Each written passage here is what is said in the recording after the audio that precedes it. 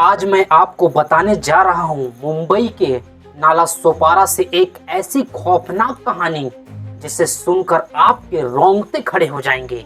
तो नमस्कार दोस्तों, पति पत्नी बच्चा प्यार और कत्ल, चार शब्द, लेकिन पीछे छुपा है एक ऐसी साजिश जिसने पूरे मोहल्ले को हिलाकर रख दिया।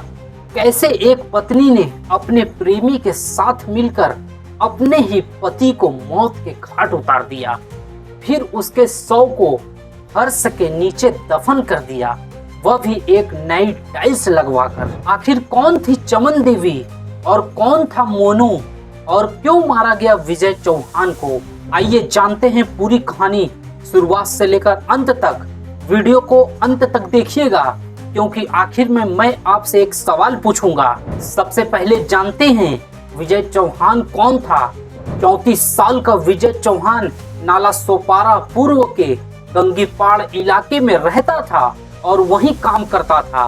दीवारों पर पेंट करना, टाइल्स लगाना, जो घरों को सुंदर बनाए वही उसका काम था। काफी मेहनती इंसान था। घर की जरूरत को पूरी करने के लिए ओवर टाइम तक करता था ताकि बीवी बच्चों को कोई कमी ना हो सके।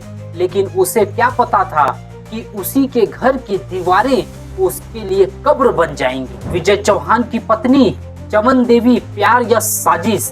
अब आते हैं इस कहानी के मुख्य किरदार चमन देवी पर। उम्र 28 साल, शादी को 5 साल से ज्यादा वक्त हो चुके थे, एक 3 साल का बेटा भी था। लेकिन इस बीच पत्नी चमन की नजर पड़ गई पड़ोसी के मोनू विश्वकर्मा पर। उम्र सिर्फ 20 साल था। देखते ही देखते प्यार का ऐसा भूत सवार हुआ कि चमन और उसकी पत्नी ने अपने पति को रास्ते से हटाने की ठान ली और ऐसी योजना बनाई कि जिसको जानकर आपके रोंगटे खड़े हो जाएंगे।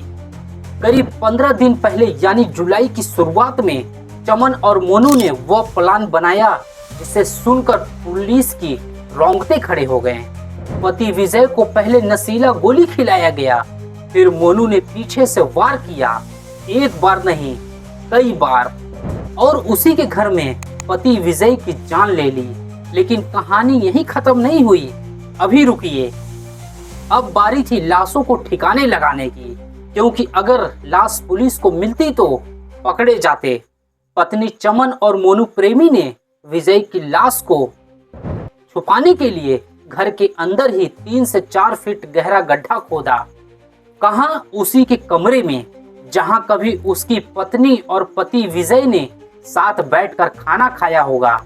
लाश को गड्ढे में डालकर उसके ऊपर टाइल्स लगवा दी गई। टाइल्स ने दफन कर दिया, यानी जिसने जिंदगी भर घर सजाया उसी को उसके घर की टाइल्स ने दफन कर दिया। कत्ल के बाद पत्नी चमन ने रिश्तेदारों को बोला विजय काम से बोरीवाली गए हैं, जल्द लौट आएंगे।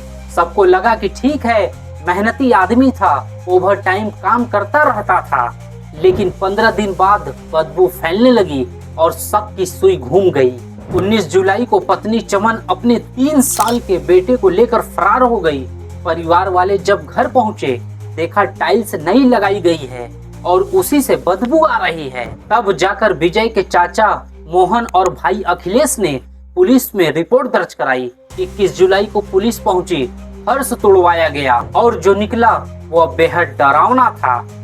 सड़ी गली हालत में पति विजय की लाश उसी के घर में उसी के फर्श के नीचे थी। अब पत्नी चमन देवी और उसका प्रेमी मोनू विश्वकर्मा फरार हैं। पुलिस ने दोनों के खिलाफ मर्डर का केस दर्ज कर लिया है। पोस्टमार्टम रिपोर्ट में हत्या की पुष्टि हो चुकी है। पुलिस जगह जगह छापेमारी कर रही है। तो दोस्तों, यह थी नाला सोपारा के चमन कांड की पूरी कहानी। एक खौफनाक मर्डर मिस्ट्री जो रिश्तों पर से आपका भरोसा उठा देगी। अब सवाल आपसे, आपके हिसाब से क्या ऐसी पत्नियों को फांसी होनी चाहिए या फिर उम्र कैद काफी है? विजय की जान लेकर क्या मिला उसकी पत्नी को? अब उम्र भर जेल में सड़ेगी। छोटे बच्चे का भविष्य खराब हो गया। ऐसी मानसिकता वाले लोग कहां से आते हैं, समझ नहीं आता। कमेंट में जरूर बताइए। सतर्क रहिए क्योंकि कहानी कभी भी पलट सकती है। जय हिंद, धन्यवाद। Please subscribe.